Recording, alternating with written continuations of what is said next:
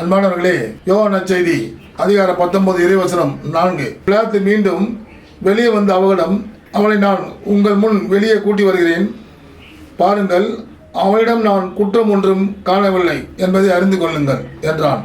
So அவள் பிலாத்து அவளை துருவி ஆராய்ந்து பார்த்ததில் அவர் குற்றம் செய்யணும்னு சொல்கிறாரு. ஆனால் அவர் தான் என்ன பண்ணுறாரு, தீர்ப்புறாரு. எதுக்காக தீர்ப்புறாரு? பதவிக்காகவும் பணத்துக்காகவும் ஆசைக்காகவும் அவர் தீர்ப்பிட்டு அவர் தராரு.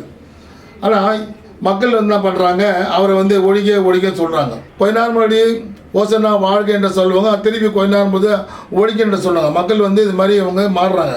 ஸோ நம்ம அது மாதிரி மாறணும். ஆண்டோடைய விசுவாசத்தில் எப்போவுமே கல்யாணம் வரைக்கும் நம்ம சாரிக்கும் விசுவாசமாக இருக்கணும். ஸோ பணத்துக்கும் பதவிக்கும் பெண்களுக்கும் ஆசைப்பட்டு நம்ம ஆண்டவர் இயேசுவை நம்ம விட்டுறக்கூடாது. அவர் நமக்காக தன் உயிரையே கொடுத்து, நமக்காக தன் ரத்தத்தை கொடுத்து, சதையை கொடுத்து வாழ்ந்து வச்சாரோ அது மாதிரி நம்ம வாழணும்.